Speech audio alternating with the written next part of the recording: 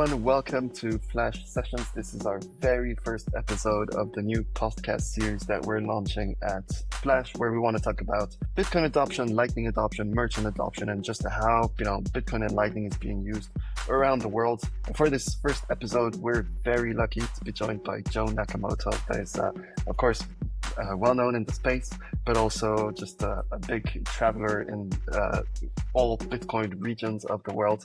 And I'm pretty sure that there's a lot you can share with us. Hey, Joe, how's it going? Hello, Pierre. Hello again, Pierre. Thank you so much for having me on.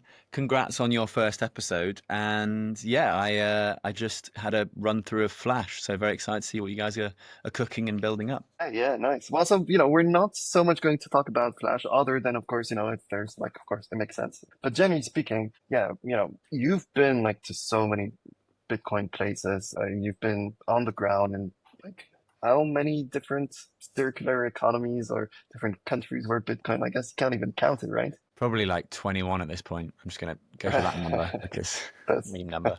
Yeah, that's very nice. Well, and so, yeah, essentially what we want to talk about is more, your kind of experiences when it comes to that all around the world. And I don't know, just to see what you've seen and understand it a bit more. But first maybe tell us a bit more about what you do as well. I guess it's a good time to plug yourself.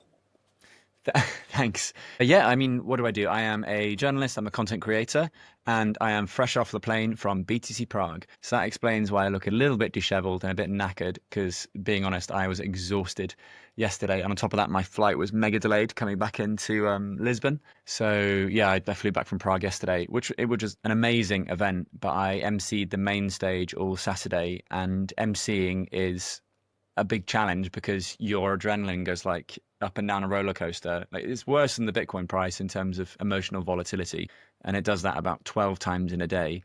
And so naturally you reach for a beer after a long day like that. And yeah, I was pretty wrecked, but I did get to introduce the likes of Michael Saylor, which was kind of wild because there was about 1,200 people in the room. There was a lot of people watching, to such an extent that the firemen came through and guys, there are too many people in this room, this is a fire hazard. And everyone was just like, mate, clear off. Michael Saylor. Yeah, it was the statue meme, shh, peasant, Saylor is talking. But I mean, also, increasingly Saylor is not to everyone's taste. 3 years ago, the Michael Saylor that burst onto the scene, who was sending sats around and who saw Bitcoin as money, was, to some extent, he was a bit of a Chad. Nowadays, he's advocating for asking your brother for a loan to buy more Bitcoin and trying to create a Bitcoin company to then release the shares or whatever to buy more Bitcoin. So his flavor has definitely changed and become a lot more number go up, but he still sells out a main stage of, I think, most conferences worldwide. And I mean, if you do a podcast with Saylor, you automatically get 100K views. It's just like the Saylor cheat code.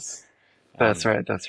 Yeah, no, that's I think the whole narrative that Michael Saylor is pushing now is pretty interesting. Especially, it's interesting for us because we do payments, right? So it's but I think it's just the angle that he has seen as something that can work to get people on board and other corporations on board. It's, it's kind of, when you're building a business, if you see something that sells, well, that you've got to put all your attention on that. And then, you find the next thing that will, if it sells better, well, then you find something else. So I guess that's kind of the approach.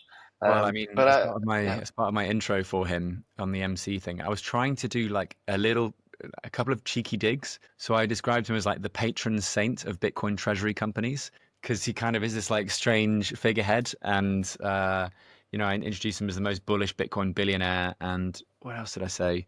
Some things to frame him for who he is, but he's also human, and, humans err and make mistakes. And yes, strategy has had a huge amount of success, and some of these treasury companies will. But let's be honest, not all of them are going to moon. Not all of them are going to do the right thing, and not all of them are run by hardcore Bitcoiners who will ensure that the ideology ultimately sort of trumps the actual sort of the thing you're doing. Because I think that ultimately Bitcoin is an ideology. I only discovered this sort of 6 months ago. I was always just it's just code that become valuable over time, and it's useful to a lot of people, and it's useful as money, it's useful as savings. But then I started to think more and more about it, and oh no, it is definitely an ideology. There are so many people that you talk to around the world that have this very similar way of thinking about the world, their approach to the world, their approach to their health, to their relationships, to their lifestyle. and it's largely because of Bitcoin. A lot of people will critique that and say, "Oh, it's religion." I'm like, "No, mate. Like, like if you look through history, there've always been lots of different ideologies, whether it be like communism as an ideology or fascism or whatever." And I think that the ideology of this 21st century could largely be Bitcoin, and it's kind of cool, right? Because Bitcoin is also a very peaceful ideology, and it's very much like an optimistic think about the future ideology.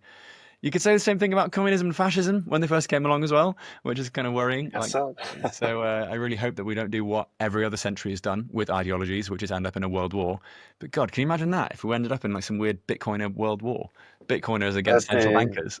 Yeah, I mean the Bitcoin Citadel concept would actually become real, which is Yeah, yeah, pretty crazy. But when it comes to all these Bitcoin holding companies that like literally their only purpose is to get more Bitcoin and sell shares, it's when this cycle now started, I thought, well, maybe what's going to happen now, like what's going to mark the end of the bull cycle, because there's always some big event that marks the end of it. mm, My thought was it's likely going to be like a big bang. But actually, no, I think this might be for the next cycle. Right now, it's actually going to be a bunch of these companies that yeah. like might go bust. I think it's inevitable.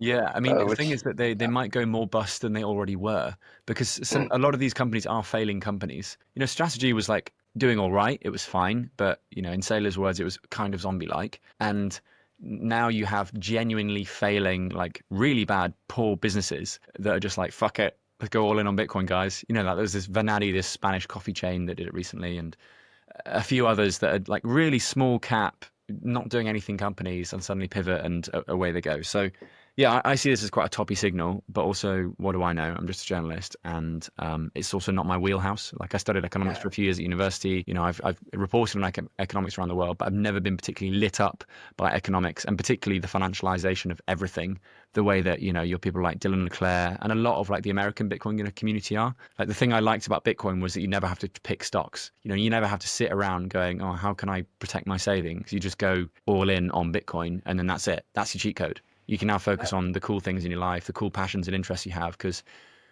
unless your hobby literally is picking stocks, which it actually is for a lot of people, then you just pick Bitcoin and you go live your life. And that's a lot happier for me anyway. But each their own, right? Some people absolutely love drooling over MNAVs and stock tickers and, you know, price to whatever it is ratios. And that's so cool. Good for them. But not my cup of tea, let's say. Yeah, no, I understand that. I'm more aligned with your vision, generally speaking. Literally, it's thanks to Bitcoin that I got out of my fiat job and kind of start again. The first thing I did was a film, right, which is completely not related with what I used to do. And yeah, that's only thanks to like Bitcoin that I felt like, yeah, actually, fuck everything else. Like I can just focus on yeah, what the stories that I think matter to me. Mm, And that's thanks to Bitcoin. Yeah. mm. Well, so yeah, but we'll see. But when it comes to these like company, I mean, I had literally last week, 2 weeks ago, a call with one of my previous bosses from when I used to work at Accenture saying, yeah, we're looking at buying a company in order to just stock up with, so an already listed company to just stock it up with Bitcoin. And like, and what do you think? I was like, well, I don't know. So Whoa. yeah, I feel like everyone is having these calls currently. yes, It's a little bit alarming. yeah, But maybe yeah. this is the bubble. Hmm. Yeah, we'll see, we'll see. But I mean, it'll be interesting to observe, especially, we're likely we'll be able to say we called it. Yeah. Yeah. Huh. Um, yeah. But anyway, coming back to BTC Prague, actually, how was I saw that BTC Pay server was also there. Like they gave POS systems to all the merchants there. Like that's pretty cool and Yeah. really cool how easy like it is to set this up for them nowadays. But what was the kind of experience you had there when it comes to yeah usage of Lightning? Like was it used at all? Like did you experience any of this? So the funny thing is that if you're a speaker, then you get your food included. And I'm not a multimillionaire VC speaker. I'm just a journalist speaker. So naturally, I am trying to eat and drink as much of the free food and drink as possible. However, I did use Lightning and tested out the merchants a little bit while I was there. I didn't use the Quirko Prague solution, which I'm a bit annoyed about because I was just so rushed off my feet during the 3 or 4 days that I was in Prague. And for those that don't know, it's like a sort of a workaround. It's not. I don't. No, it's not a workaround, is it? It's just a lot of restaurants are with this Querco chain, let's say, and they. So when you go to pay at the end, there is also the Bitcoin option. So I think that Prague probably has like the highest, like a very very high penetration of Bitcoin friendly merchants because of this Querco thing.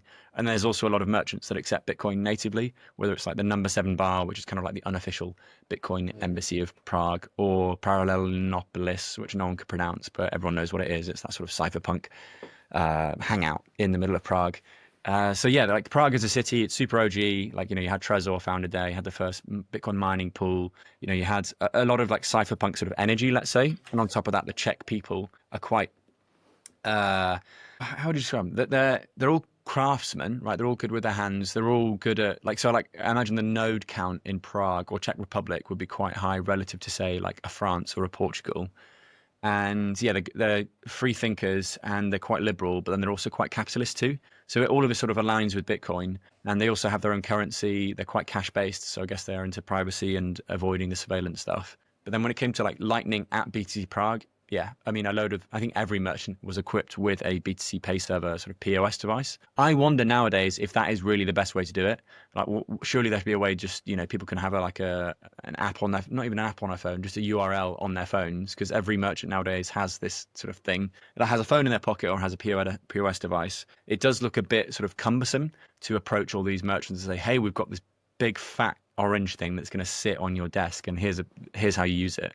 I wonder if there's a way to streamline that. But yeah, the BTC Pay server guys do such a good job and they are so keen. It's great to see. And yeah, I did a few content skits where I went up to people and said, hey, do you accept Bitcoin? Hey, do you accept Bitcoin? And they said yes. And then you could see someone making a transaction. And then I also made a transaction with my ring, because the cool thing about the BTC Pay server POSs is that they have the NFC enabled. So if you've got a Bitcoin NFC enabled thing, then you can do an LN URL withdrawal from your connected wallet, and then that makes the payment. And that's something that fiat can't do unless you cut up your credit or debit card and put the chip into something, which you could do, sure, but like it'd probably look quite shit. So maybe don't. I've seen videos like that of a woman that cuts off the little chip Yeah. and she sticks it to like a fake nail, and then Right. she goes around paying with her nail.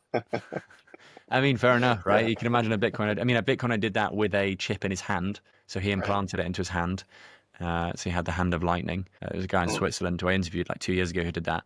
But yeah, I mean, I think that these are just gimmicks, right? Like the ring is also a gimmick. No one actually wants to carry around their sort of money on their person, or maybe that is the world we're entering into. I don't know. I just do it because it's good for content. People like it, and people will be like, "Oh, Joe, you've been doing that for 2 years now," and it's like, yes, I have, but you'd be amazed at how many people don't even know what Lightning is. Let alone a Lightning-enabled payment ring thing. So yeah, and again, it's just a reminder that we are so early, that there are more and more people coming in. And I think that was also the vibe of Prague this year, was that a lot more talks were about price, about speculation, about number go up, about Bitcoin companies. And I asked Matthias and Martin, the organizers of BTC Prague, I was like, come on, guys, you two are pretty OG. You're very much into Bitcoin as money, and like Bitcoin as a lifestyle, as an ideology. Why the focus more on money this year? And they said, well, it's a bull run. This is a lot of people's first ever Bitcoin conference. And you come for number go up. You do not come Yeah. for ideology. And it's true when you think about everyone's first sort of steps into Bitcoin, unless you're using it on like Silk Road or as like a remittance thing or in a authoritarian regime, most people in the West, i.e. Prague, come to Bitcoin through, I want to get wealthy, or at least I want to get more financially secure. And it's true. I mean, I was kind of the same. Was I? I saw it as a cool thing to document, and then I guess I realized that it was also money that becomes more valuable, and then that sort of pushes. That's sort of the catalyst to help you fall down the rabbit hole, I guess, right? So that was why there was more emphasis on that this year. Yeah, no, for sure. I mean, I know that what got me into Bitcoin originally was number go up. And in fact, it didn't get me into Bitcoin, it got me into crypto.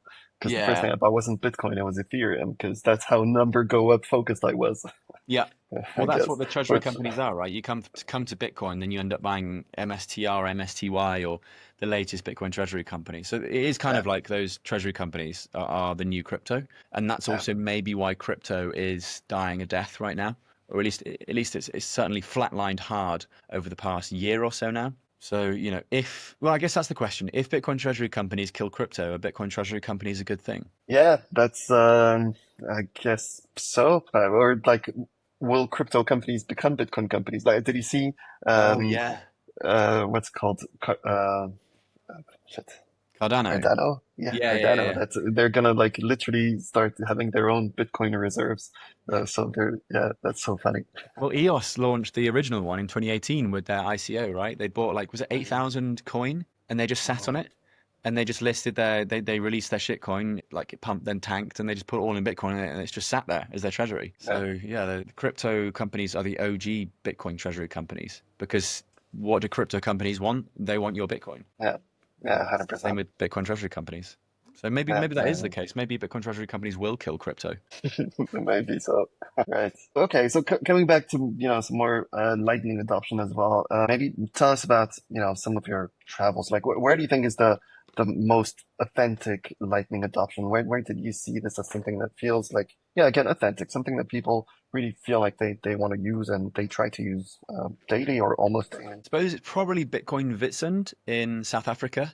That feels more like the word you used there was authentic. And there, because I've seen a lot of places around the world where you could argue that it's inauthentic because you have an NGO or a sponsored program or a charity organization that is helping people use Lightning as a tool because they know it's sort of good for them.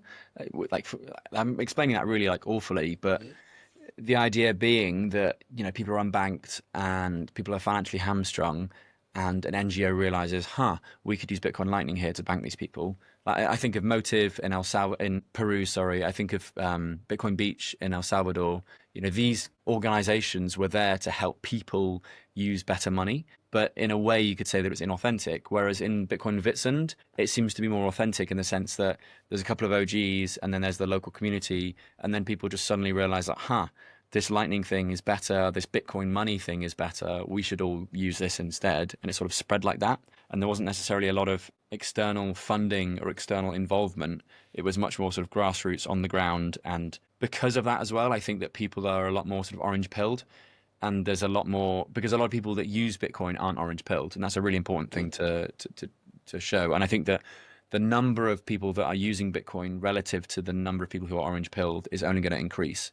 We started out with like 99% of Bitcoiners were orange pilled, 1% were just using Bitcoin. And that percentage is slowly and slowly going from 99 to like, I don't know, 1% in 20 years. And for everyone else, it'll just be like the money, you just use it and that's that. Necessarily orange pilled. You're not necessarily part of this sort of ideology.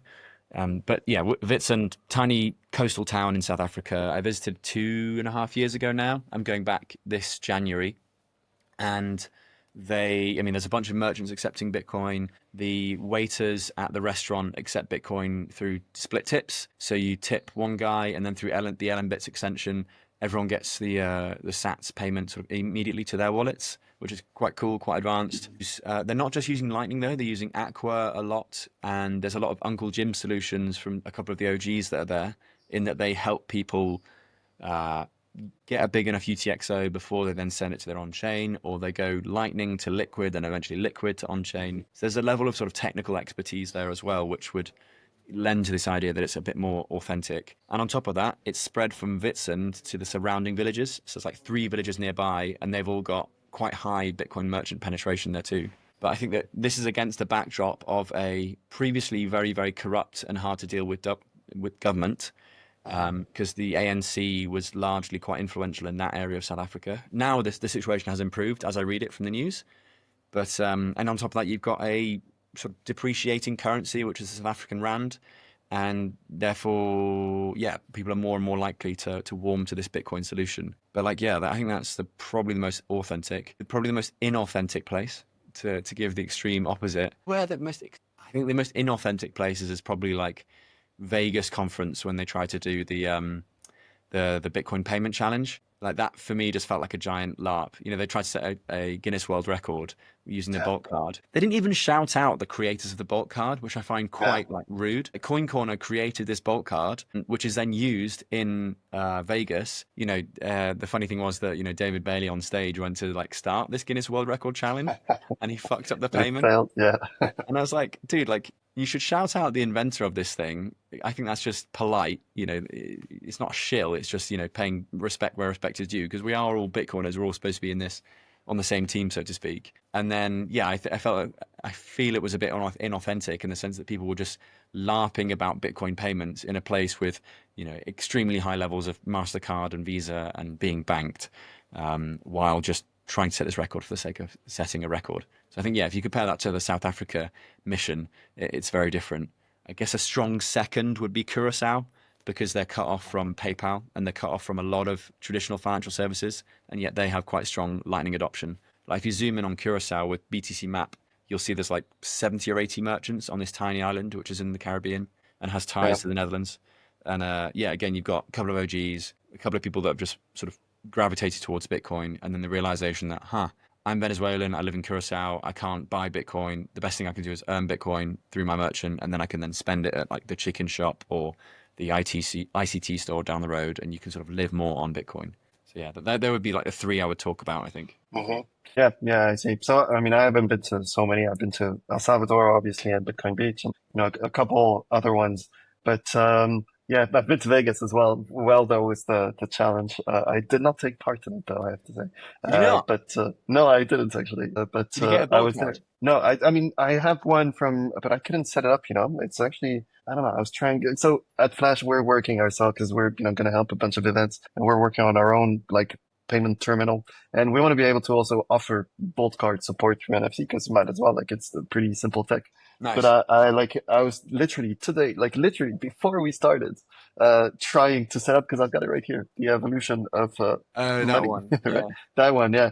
I have no idea where to like set it up. I mean, like, yeah, I tried creating Coin Corner. I didn't account. I didn't go through their KYC process. Yeah, I don't know. It's a complicated tech to get connected. It feels, to be honest. Yeah. But I mean, yeah. mine uses a custodial wallet, which is Coin Mhm. Corner, because it works every time, and I'm Mhm. trying to make content from it. If I was not trying to make content from it, I would have done it the LM Bits way, I think. But also that hasn't LM Bits been sunset or something in LM Bits is not working anymore. I forget what it is. Yeah, I'm not sure. So Yeah. much to keep track of, you know. Yeah, yeah, definitely. No, I know Alan Bits. The first time, like, in fact, Flash back in the day, when the first thing we did with Hugo, my co-founder, was talk to Satoshi. I don't know if you remember Oh that, yeah, yeah, the the AI thing AI that chat. Yeah. yeah that then Svetsky completely copied. Well, You I think can't it you was can't say that, but I can. I think. I think it was a timing issue for him. We were just faster. Okay. Yeah. Yeah. Yeah. But essentially, yeah, that's the first time that we programmatically experienced with creating Lightning invoices, and we're using Alan Bits for that. And it was complicated. It was really Mm. something. It didn't feel easy to. I mean, I compare it to the use of Nostr Wallet Connect. That just like when you try to code something in Lightning, this just makes life so much more easier. So Yeah. yeah, but that was a bit difficult with Alan Bits, much more technical. Yeah, although the AI building now is not at the same level where it was back then, it's so much easier now to build stuff. But yeah, Mm. that's yeah, yeah. But yeah, so in Vegas, when it comes to Lightning, I mean, I saw that there was, yeah, of course, Square, they did the big announcement that they were going to support Lightning. They were supporting it during the event, which is really, really great. And it's Um, opt out only. It's opt out first rather, which is kind of right, cool. So yeah. every POS will have it on by default, and the merchant has to turn it off. Yeah, yeah. Kind of Well, I cool. mean, I think it makes sense because Square is anyway. I mean, it's already a custodian solution, so everyone has gone through KYC already. It doesn't make a Mm. difference whether it's fiat that they're holding for you or it's Bitcoin in the end, right? So no, so I think very nice, and also the news that they put out there about the yield that they can generate. That's a better strategy than Yeah. actually just buying Bitcoin to then sell your shares. Buy Bitcoin, put it on the Lightning Network, and actually get like close to 10% yield per year based on the usage of it. For me, that's a crazy use case for Lightning. I think. It's kind of wild. Do you think that's sustainable? I mean, as long as, of course, that's the node that they use at Cash App, and Cash App has how many users? 50 million users in the US, and they have Lightning. So, of course, they do, I think, a pretty big amount of transactions on their node Yeah. where they've locked up, I think, about 180 Bitcoin just to have the liquidity there. So, yeah, I think like as long as their network grows and they continue having more users that transact more with it, I think it's likely to be sustainable. I What's don't that like? see, $20 million of liquidity. yeah, about that much. Yeah, yeah. Okay, fair enough. Yeah, More than that, actually. More. It's like, yeah, more like 200. 200 million. Is it 200 million? I Oh think so. shit, Yeah, yeah, it was a whole decimal out. Okay, yeah, that's yeah, they're fine for liquidity, aren't they? yeah, yeah. No problem.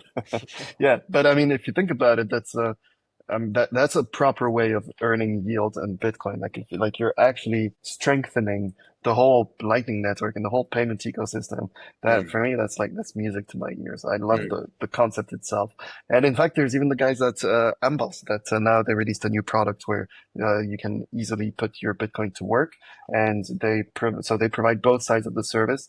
So if you have Bitcoin and you want to put it to work, but by supporting the Lightning Network, you can, put this Bitcoin, just add it as part of the network and you earn yield. So they serve that side of the market. But then mm. they also serve the selling of this liquidity to nodes out there.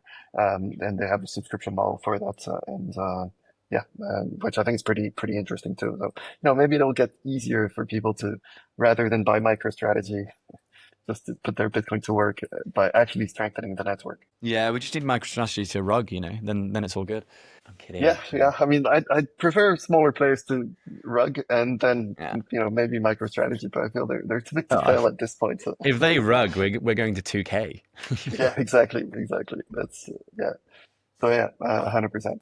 But yeah, but the usage of the Lightning Network, I guess, yeah, was at least it was everywhere, and people were talking about it in Vegas, which was pretty nice. Yeah, Mm. I mean, I think that we are just still so early with Lightning and with Bitcoin as money. People, there was someone at the conference. This is hearsay. It was a friend of mine who came up to me and said, he'd sat down and was eating his burger, and this American guy came over to him and said, "Hey man, what do you do in the space?" He was like, "Oh, I run, BC Map and a few payments things and Lightning this and Lightning that." And he was like, "Oh right, that's cool, man. Yeah, I help people hold Bitcoin." And he's like, "Cool." He's like, "What's Lightning? How does it work?" And it was like, how the like his business is to help people hold Bitcoin, and yet he doesn't know what Lightning is. He's not made a Bitcoin payment before.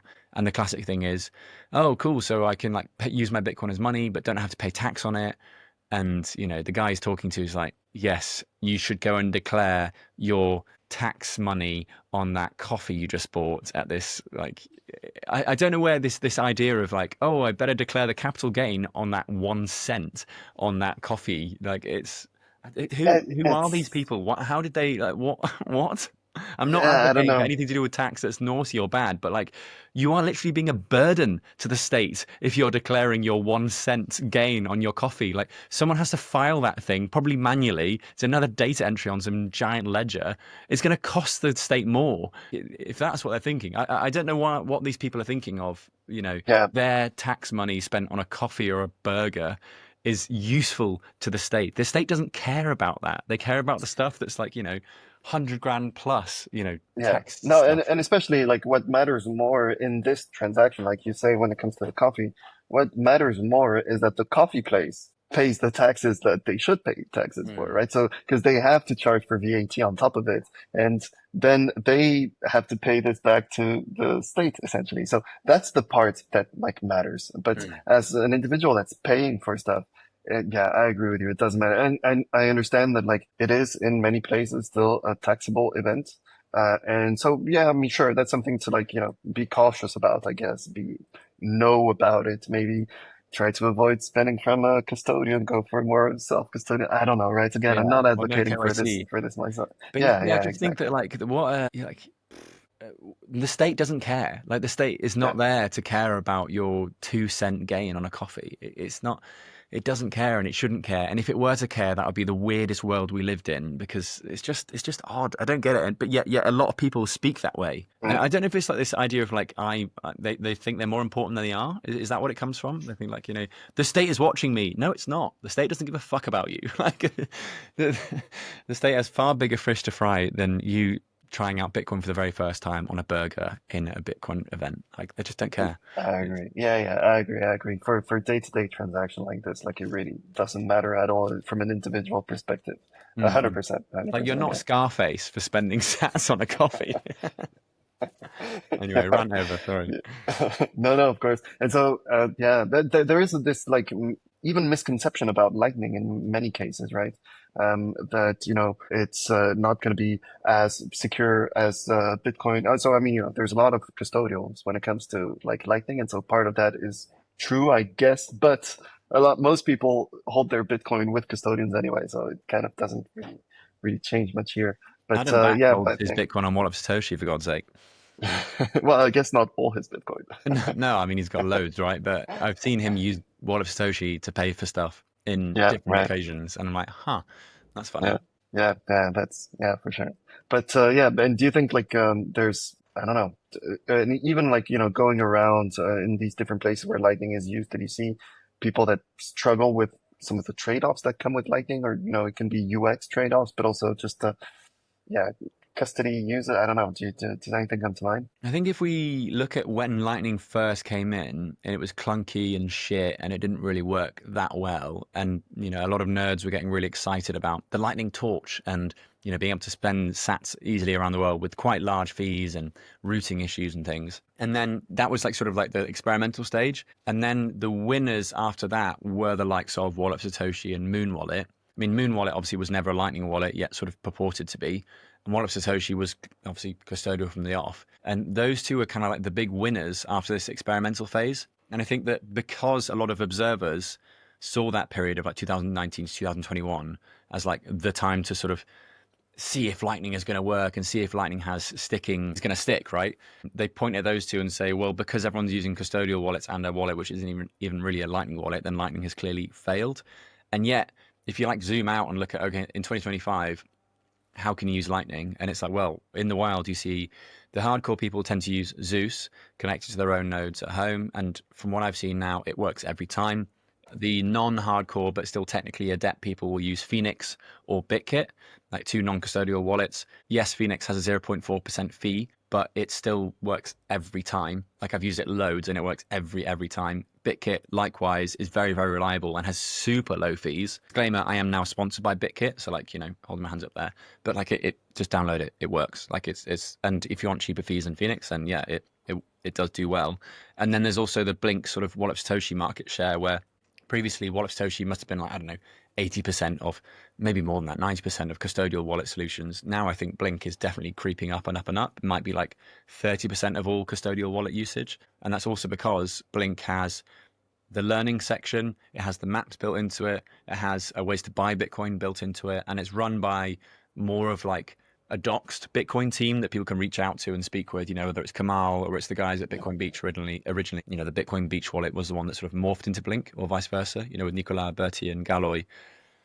So yeah, we have like a much more advanced and developed and also deeper sort of Bitcoin Lightning wallet landscape. And yet I think the people are still living in 2020, 2021 and being like, oh, Lightning fails a lot of the time, or there's no useful non-custodial wallets that you can actually use. And there's Breeze as well, which is another one which now I think works every time. I haven't actually used Breeze in like 2 or 3 years, but from seeing usage of it and discussions on it around the world, it's like, okay, clearly there are a lot of really good solutions out there. It's just that people haven't woken up to them yet. And I think that's kind of cool in a way because Lightning has become this underdog. People wrote it off as being like, oh, Bitcoin can never be used as a payment solution. And then it's kind of like a meme, right? Of people in the group, and then the guy complaining that he's not part of the group and says like, "Oh, Lightning sucks, doesn't work," and the guy leans out, gives a big thumbs up, and says, "Cool story, dude," and then goes back to using Lightning. It's just like happy using Lightning, and I think that's kind of where we are with the Lightning space now, in that lots of people are using it comfortably, living off it. You're building a business off effectively Lightning technology, and then there's the rest of the Bitcoin crowd that is like, I would never spend my Bitcoin. It's a taxable event, and Lightning failed and never got past its sort of doom days of 2021. And yeah, it's kind of funny. I mean, I see similar echoes with Liquid, right? A lot of people wrote off Liquid and just said, oh, it's a federated sidechain. It's not really Bitcoin. And it's like the Atom backchain, all this sort of stuff. And yet you still have like the Aqua wallet is so popular, and Hmm. that isn't a Lightning wallet, right? Again, it was one that purported to be a Lightning wallet, but it was doing Liquid and Bolt swaps in the background. And people are using it as this spending device as well. So the scene has absolutely matured in the past 5 years, and it's important to take stock of that. And I've completely forgotten what the point of the question was. I'm really sorry, Pierre. It's towards the end of Yeah, my no, that's fine. Me too. Me too. yeah. But I think that's no. This is anyway like a pretty interesting point. I think like I use Lightning daily for Mm. big or small transactions. I mean, sometimes there's some like UX stuff where like you got to increase your routing fee and stuff. And for a new, like if someone that doesn't understand Lightning, what are you talking about? Yeah. And I understand this can be a bit scary, and that's part of the UX difficulties in Lightning, and that's also part of the reason why um, the solutions that won so far are the custodian solutions because they allow to remove this entire like difficulty. But I think Liquid is a pretty interesting. So we're building ourselves a wallet on Liquid because it's great, and I think that's part of the reason why Aqua is being used is because it just works. It just works. You can start with a zero balance. It's self-custodial. You hold your own keys. No one can like take your Bitcoin from there. There is the federation, and there is a certain risk there, but it's not that they're gonna take your Bitcoin. It's that they might just,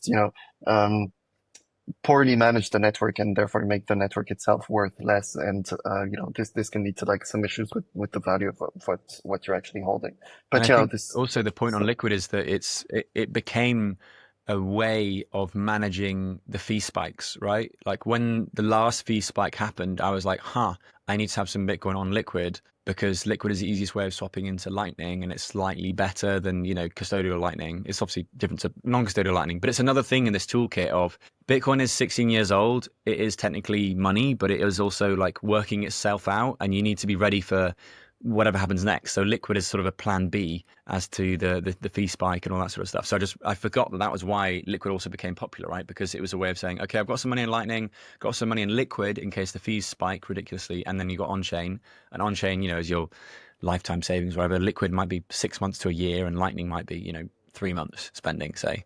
And so it's yeah. just another tool in the toolkit. But yeah, sorry, carry on what you're saying. Yeah. Yeah, No, no, but 100%. I think that's what's interesting, and that's also how and Lightning is really at the heart of it. I think the first person to talk about this was Roy Breeze, from Breeze, saying how Lightning is the network that is at the middle of all Bitcoin transactions. the lingua franca of Bitcoin Right. transactions. I think that's what you said. Yeah, Yes, yeah, yeah. exactly. Yeah. And the more I see the space, the more I build in it, the more I agree with it. It's just even when we're looking at the Flash platform when I was demoing it to you, the fact that we can just generate a Lightning invoice, and thanks to that, we can allow someone to anyway get paid on chain or get paid in Liquid. You still receive Lightning at the end. That's because Lightning is the one that allows you to do that so well and to just be to interact with the rest of the Bitcoin space, which is pretty interesting because if you think of Liquid, who uses Liquid? Like I mean, most people use Liquid in order to use Lightning, right? Yeah. So that's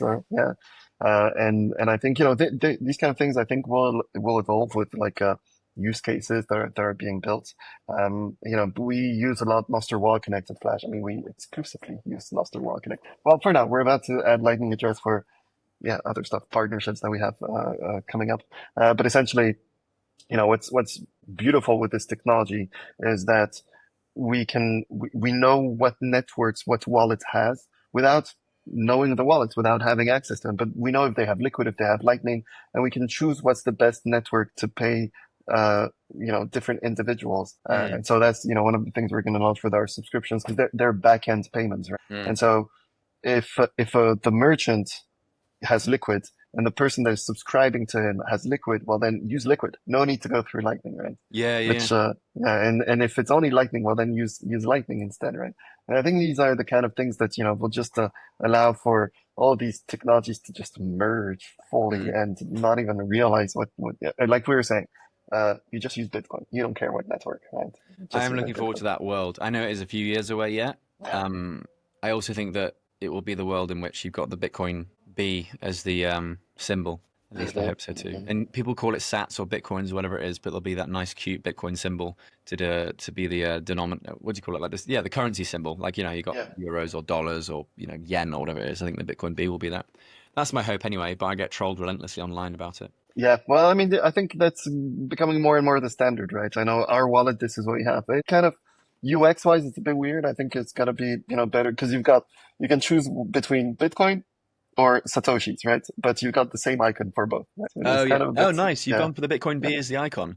Yes, that's right. But for See, both, I'm for both telling you, it's Bitcoin catching and on. Satoshis, right? It's Yeah, I think catching on. it's what makes sense. I mean, who's going to talk of like The, Bitcoin, the full value Bitcoin, or if Bitcoin goes fully mainstream, right? Like, yeah, yeah, the whole thing of like I'm going to pay you 0.00. No, you're never yeah, going to do that. Like, yeah, that's how yeah, that's what BitKit have on it. That's probably not going to be in focus, is it? right, yeah, Just the but B and then everything else, and it just looks tidy. BitKit did the same thing, yeah, where I think it just makes sense. yeah, And yeah, it's I agree. not for us, it's for the next generation who's going to see this. Because, like, realistically, that isn't going to die this decade, is it? So it's the kids growing up using Agree. it that are going to Yeah, be, seeing it in that way. And I think that naturally, people don't like change, do they? So it's, yeah, but yeah, yeah, for sure. anything but the Satoshi kebab symbol, put it that way. Kebab. Yeah, definitely. Okay, okay. Well, I think just moving on a bit. What kind of experience and something directed more towards merchants now, real quick. Um, of course, you go around, you see a lot of merchants. And even in a bunch of your videos, you onboard merchants to Bitcoin, and I've experienced it myself in life, which is always very, very cool and nice to Where see was how that? you do that.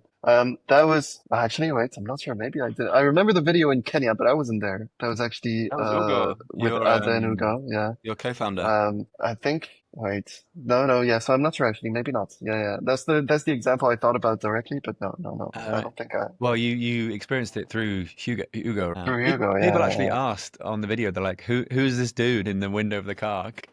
Hugo, your co-founder, like for people listening that don't know what the hell I'm talking about, Hugo was like watching as I was explaining to this taxi driver how to accept Bitcoin through Tando and then through his own Bitcoin wallet. And Hugo just sort of appeared periodically, just like peered over and was like, oh, what's going on there? And then disappeared and appeared again. It attracted, suspicion of some internet people who were like, what's he doing? Is he watching your private keys? What is he up to? Yeah. Um, Especially in Africa, this white dude kind of just yeah, yeah. like. It really does stick out, Like we're in some village in eastern Kenya, so not very common to have white dudes just peering into your phone. Um, Yeah. And so, uh, uh, what's your experience like? Oftentimes, when you try to onboard a merchant directly, this was a driver, so maybe more someone that is like thinking, more for his business, like a store, but whatever it is. Like, and do you see any kind of typical objections, and how do you try and fight these? well, That's also this myself. I'm learning here. Okay, interesting. So I've stopped being as pushy. I mean, I used to push some of my mates near me to accept Bitcoin, and some of them have been doing it for like 4 years now, and they've seen the benefits. Some are very happy about it. Some have cashed out a lot, which I don't care. They can do whatever they want with the Bitcoin. But with those guys, one of them was Wallet for Satoshi, one of them was Blink. So both custodial. They don't care about holding their keys. They don't care about anything sovereignty, and that's a real shame. But that's just how it is for a lot of people. At least they can easily accept Bitcoin, and I don't think Blink is going to rug them anytime soon. Wallet for Satoshi, I had my doubts, so there was periods when I was worried. But over the past 5 years, they haven't rugged anyone, or 7 years rather. Nowadays, I would probably recommend people check out, well, Flash, obviously, and then Swiss Bitcoin Pay, I see a lot of. That is pretty slick, pretty smooth. I know that Blink has its POS device built in to the regular phone app now. And then if they're bigger, like I was recently speaking to a jewelers actually in the UK, and for those guys, I suggested they check out Coin Corner because it does like the nice back end stuff. I know the fee is, I think it's 1% or 2%. So that made sense. But then in terms of telling people to accept Bitcoin or to be orange pilled, I try to let my content do the talking. That was part of the reason why I wanted to do the Joe Nakamoto videos. It's because I was so tired of talking to people and I just want to say, hey, look, Bitcoin transforms energy in Africa. Here's the proof. Or, hey, look, this island in Madeira is super Bitcoin friendly and it wasn't me that did it. I barely touched it. It was these guys doing it because I'm not alone in this mission. Or, hey, look, this NGO in Kenya uses Bitcoin in the world's biggest slum. See how it's changing lives over there. So I didn't have to get sort of bogged down in these conversations where people would say Bitcoin is bad for the environment, or Bitcoin is only for the elites, or Bitcoin is only for hodling. And it's like, well, no, I've got the various counter arguments in a little packaged up 10-minute YouTube video. But then when people are interested, then usually I will try not to get my hands on it at all. Whereas in the past, I would be quite hands on. Now I'm like, okay, these are the solutions. Over to you to reach out to them. And the fucking cool thing now is that there are a load of Bitcoin Lightning products.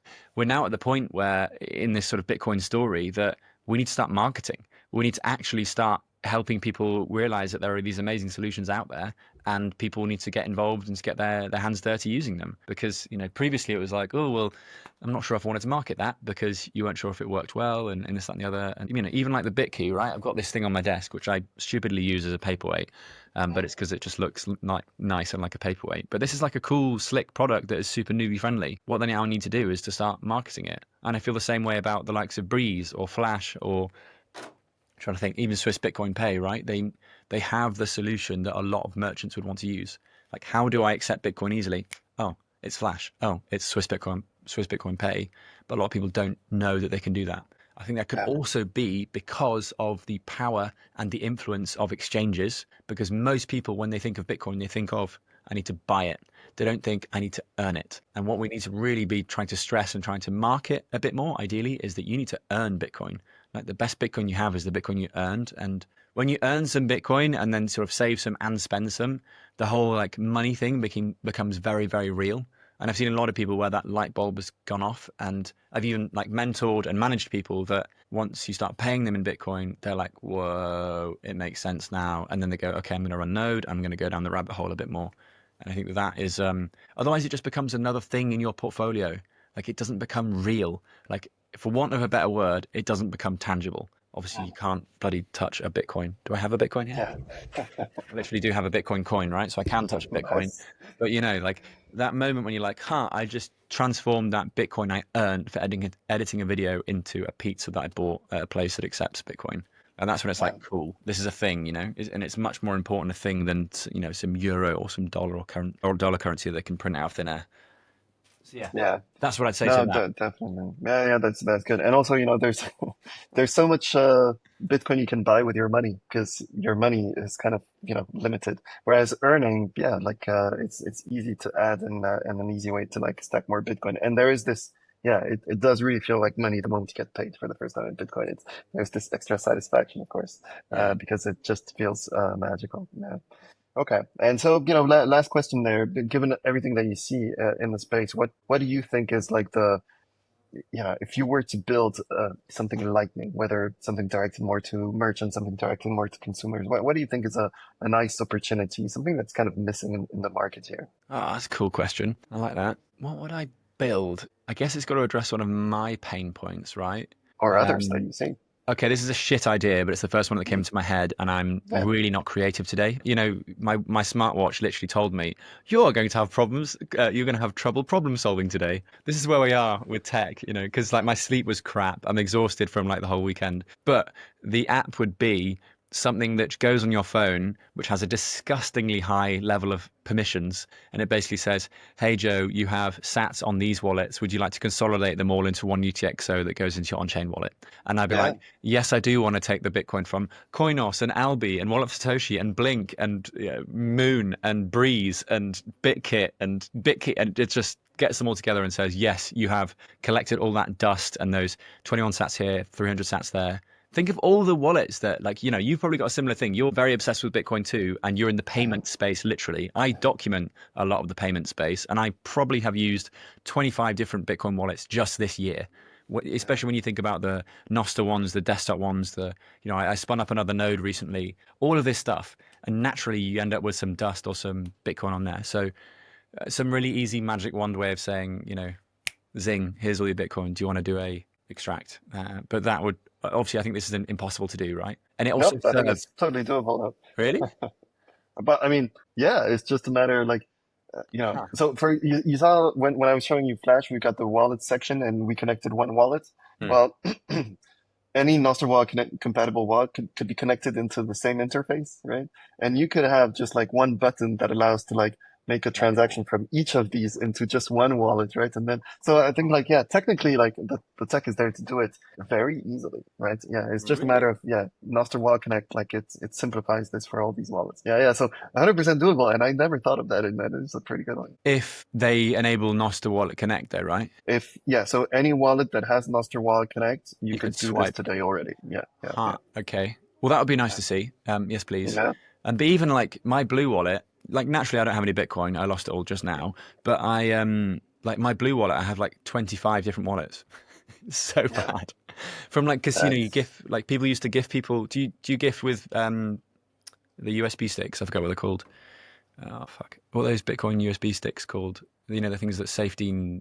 They're part of NVK's company, aren't they? Right. Oh, someone's going to be screaming into the headphones right now and being like, Yeah. "It's called this, it's called this." Well, whatever those things are, you know, they're great to give as wedding gifts. I thought that like you've got to buy a thing that's expensive. I'd rather just give them a wallet. So usually I would Yeah. give them the 12 words with instructions. Sometimes I give them a hardware wallet with it and say, you know, extract it to that or like put it on that. But a lot of them, I'd just give them the 12 words and say, you know, swipe it to your wallet. I'm here whenever you're ready. And like almost all of them without fail have just left the money there. Yeah. Yeah. And so Yeah. Yeah. I'm 100%. like watching over it because I'm like, I don't trust that these guys, and it's for their kids. You know, I'll usually the classic is to get them like 200 quid when they have a kid, and the money just sits there. And I'm like, well, I don't want to delete this wallet because what happens if, you know, something happens and they don't take it seriously and Bitcoin does 100x in the next 10 years, which it could do. Yeah. So, Yeah. I mean, that's Yeah. another Yeah. For problem sure. to solve. How do you gift Bitcoin easily without using a centralized exchange or service or KYC service? Yeah, yeah, I agree. Yeah, but no, but I mean, I see your point. I mean, I was counting the other day on my phone. I have like some of the home screens. I have maybe 5 or 6 wallets on it, Oh, it's horrible. and so total, I've got I think over 25 wallets on my phone right now. Well, And yeah. some of them here and there have like 100 sats here and there, and it's yeah, it is yeah, that's a good point. That's a I good mean, idea. Okay, even cool. Listen. rearranging I got an iPad recently, and even rearranging the screens, I was like, it's such a big task. I had to Right. delegate an hour because it just downloaded all the apps and just plopped them on like there's 10 different screens of apps, and I'm like, I don't want to, you know, I need 5 apps realistically day to day. Mhm. So even just organizing all that shit and then realizing there's all these sats in them. Sorry, this is very tedious and boring to anyone listening, so I'll just shut up. But No, no, that's great. Well, look, I think we've reached the end of this podcast recording here, the first Flash Sessions podcast. Um, yeah, thanks a lot, Joe. Maybe you have some closing words here. Also, where can people find you? Oh, that's very nice. At Joe Nakamoto, make sure you use my Pay with Flash button if you want to support my work on my website. You can't miss the widget because I built the website like an idiot and it's a gigantic widget that takes up half the screen. And I've got some really, really, really good documentaries that generally I'm going to call them 50k views plus on YouTube coming soon. So it would be wicked if you could watch them. And naturally, they have a load of lightning use in them. So if you want to see lightning in the world, please check out Joe Nakamoto. Great. Yeah, thanks a lot, Joe. Everyone, go check out all the great work that Joe does. Yeah, thanks a lot for your time, Joe, and wishing you a great day. Merci frérot. À toutes. Merci. Ciao, ciao.